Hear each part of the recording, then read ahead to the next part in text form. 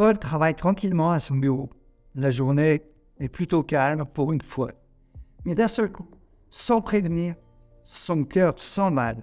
Paniqué, Paul va foncer aux urgences, persuadé d'avoir un souci cardiaque sérieux. Les médecins, aux urgences, après lui avoir fait passer toute la batterie de tests et d'examens habituels, le rassurent. Tout va bien, monsieur. De plus, vous n'avez aucun antécédent de crise cardiaque dans votre famille, pas de problème cardiaque. C'est de l'angoisse. Rentrez chez vous. Un peu rassuré, Paul rentre chez lui, mais il continue à ressentir ses palpitations de temps à autre et ça l'inquiète terriblement. Est-ce que les médecins ne sont pas passés à côté de quelque chose? Alors est-ce que vous aussi, votre cœur s'emballe dans votre poitrine et c'est la panique? Oui, c'est horriblement gênant d'avoir des palpitations comme cela. Mais est-ce que Paul a raison? Est-ce que cela pourrait être grave? Et surtout, comment calmer ça naturellement? C'est ce que nous allons voir dans cette vidéo et restez bien jusqu'à la fin pour découvrir une méthode surprenante, très simple à appliquer, que j'ai découverte en faisant des recherches sur le sujet. Mais d'abord, voyons ce que sont les palpitations et s'il y a vraiment un réel danger. Alors, on a tous eu des palpitations un jour. Lors d'un coup de foudre, on apprend une bonne nouvelle lorsqu'on va chez un ami qui est au 3e étage et dont l'ascenseur est en panne et c'est absolument normal. Le cœur adapte le rythme en fonction de ce que vous faites et c'est un phénomène naturel. La fréquence cardiaque est de 70 à 80 battements par minute et un grand sportif peut avoir le cœur qui bat à 50 battements par minute. Lorsque le cœur bat à 100 par minute, on peut dire qu'on est en tachycardie, c'est-à-dire que le cœur s'accélère. Cardie veut dire cœur et tachy vite. 2 types de palpitations. La première, c'est quand vous avez l'impression que votre cœur bat plus fort. On appelle cela des palpitations hyperkinétiques. C'est le cœur qui se contracte car le cœur est un muscle. Et oui, dans votre poitrine et vous le sentez et cela vous effraie. Deuxièmement, il y a les palpitations arythmiques. Vous avez la sensation que le cœur ne bat plus régulièrement. Et surtout, le sentiment que vous avez un problème grave. Non seulement votre cœur bat plus fort, mais aussi irrégulièrement, avec une pause que l'on appelle l'extrasystole. C'est comme si le cœur s'arrêtait et repartait, comme un moteur qui aurait des ratés. Même si cela vous fait peur, c'est absolument bénin et cela ne nécessite pas d'aller voir votre médecin, sauf si vous voulez vous rassurer. Est-ce qu'il y a des palpitations plus graves que d'autres? Si vous avez des extrasystoles de temps en temps, pas de panique, rien ne va vous arriver.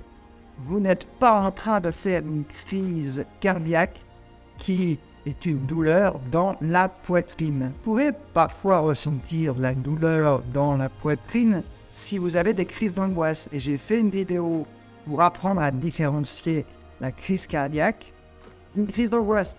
Et je vous mettrai le lien dans la description sous la vidéo. Vous pouvez aussi ressentir des douleurs dans la poitrine aussi si votre alimentation est trop acide. Si vous prenez trop de café, d'alcool, de boissons énergisantes, telles Coca-Cola, soda, etc. On appelle ça le reflux gastrique. Ce sont les fameuses brûlures d'estomac. Là où il faut s'inquiéter, c'est si votre cœur bat trop vite, si vous avez plus de 140, 150 par minute, mais pendant un certain temps. Au-delà de 150 par minute, il faut consulter. Le cœur se fatigue et vous avez du mal à respirer et vous n'avez pas forcément de douleur à la poitrine. Il peut s'agir de la maladie de Bouvray, considérée comme bénigne, mais qui ne nécessite pas toujours de traitement. Un traitement peut être efficace parfois. Une opération bénigne peut être effectuée si les crises sont trop fréquentes. Une autre cause des palpitations est la fibrillation auriculaire. Votre pouls est à 140, 150 et il est irrégulier. Il faut aussi consulter pour faire un examen que l'on appelle un électrocardiogramme, un ECG, que vous avez peut-être fait pour certains d'entre vous. Mais pas de panique encore, ce sont des cas extrêmes. bien souvent, c'est un problème de crise d'angoisse et vous avez développé une phobie, véritablement une phobie des battements cardiaques. Il n'y a pas lieu de s'inquiéter. Si vous avez fait tous les examens, votre cœur ne va pas lâcher. C'est comme si vous faisiez un running, mais sur place. Alors pourquoi votre cœur s'accélère dans le cas d'une crise d'angoisse? Tout simplement car votre cerveau perçoit un danger grave, comme s'il y avait un gros tigre en face de vous qui grognait. Votre cerveau vous prépare soit à fuir, soit à combattre. Le cœur va plus vite, cela augmente la quantité de sang qui est pompée dans votre corps pour vous préparer à la menace, fournissant ainsi plus d'oxygène et de nutriments aux muscles et aux organes pour leur permettre de réagir rapidement. Et oui, votre cerveau ne fait pas la différence entre un danger réel et imaginaire. Et dans la crise d'angoisse, vous le savez, tout comme moi, il est le plus souvent imaginaire. Maintenant que vous savez pas mal de choses sur les battements cardiaques, nous allons faire le tour des techniques pour ralentir les battements de votre cœur et surtout en avoir beaucoup moins peur. Le dernier conseil est surprenant mais très efficace. Alors vous êtes prêts pour apprendre à calmer votre cœur? Tout d'abord, évitez de regarder le nombre de battements cardiaques toutes les minutes sur votre montre connectée. Vous entretenez la phobie et cela peut vous inquiéter si votre rythme cardiaque n'est pas descendu assez vite à votre goût. Votre inquiétude fait remonter le nombre de battements par minute et c'est un cercle vicieux. Évitez évidemment les stimulants, boissons caféinées, le thé, les boissons énergisantes et même le chocolat. Et oui, ça m'a surpris aussi. Le chocolat contient des excitants et tout cela va augmenter votre rythme cardiaque. Il vaut mieux prendre des tisanes d'aubépine ou de passiflore ou du magnésium qui joue sur le système nerveux et participe à la régulation de votre rythme cardiaque.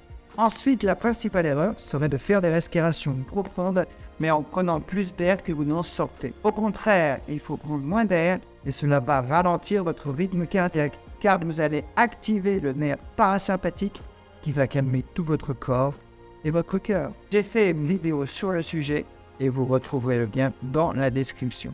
Vous pouvez aussi expirer sur 5 secondes et expirer sur 5 secondes. Il s'agit de la cohérence cardiaque. Vous trouverez de telles vidéos sur YouTube sur le sujet et ça calme véritablement le cœur. Vous trouverez aussi des applications gratuites pour le smartphone ou l'iPhone sur le Play Store. Vous pouvez écouter aussi de la musique relaxante. La musique aide à réduire le stress et surtout la musique avec une fréquence de 422 Hz ou encore de la musique binaurale. Et vous en trouverez encore une fois des tas sur YouTube. Les sons de la nature aussi font énormément de bien. Certaines personnes sont très sensibles à la visualisation, ils sont très visuels. Vous pouvez visualiser un endroit paisible et relaxant dans votre esprit et cela peut être un lieu de vacances dans lequel vous vous êtes senti extrêmement bien. Par exemple, concentrez-vous, vraiment, mettez le focus sur les détails de cet endroit et imaginez-vous totalement détendu. La relaxation musculaire progressive peut vous aider. Cette technique implique tendre, puis de relâcher progressivement chaque groupe musculaire de votre corps. Il existe aussi une technique très efficace pour avoir moins peur de ces battements cardiaques. C'est une technique dite d'exposition en thérapie comportementale. Vous allez vous-même déclencher une augmentation de votre rythme cardiaque, soit en montant rapidement un escalier, ou en faisant des flexions, ou en sautillant sur place. Ensuite, concentrez-vous vraiment sur vos battements cardiaques. Observez-les sans rien faire. Oui, je sais, cela vous paraît effrayant, mais ça fonctionne bien. Et vous allez avoir, à force de faire cet exercice, beaucoup moins peur des battements, car vous allez tout simplement vous habituer. La méditation est une technique de relaxation très efficace. C'est très simple à faire. Vous asseyez confortablement, soit avec une application, soit par vous-même. Vous fermez les yeux et vous vous concentrez simplement sur votre respiration. Vous laissez vos pensées venir et partir en essayant d'y prêter le moins possible attention. Enfin, la technique que vous attendez tous, très simple à faire, est la manœuvre de Valsalva. Vous savez, lorsque vous atterrissez en avion, vous avez les oreilles qui se bouchent. Donc, vous allez passer le lait et vous allez essayer de gonfler les tympans. Mais je vais vous expliquer comment faire. Comment ça fonctionne? En augmentant la pression à l'intérieur du thorax, vous réduisez le volume de votre cœur et des gros vaisseaux. Vous stimulez le nerf vague et vous ralentissez très rapidement le rythme cardiaque. Et c'est ce que vous voulez, non? Calmer ces palpitations, ces maudites palpitations qui vous dérangent. Voici comment vous allez faire. Vous asseyez ou vous allongez dans une position confortable. Vous inspirez profondément, prenez une profonde inspiration.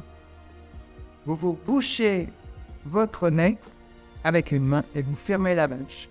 Et vous essayez de sortir de l'air, d'expirer tout doucement, comme si vous souffliez dans un ballon tout en maintenant la bouche et le nez fermé. Vous devriez ressentir une pression dans la poitrine et dans les oreilles et c'est normal. Maintenez cette position pendant environ 10-15 secondes.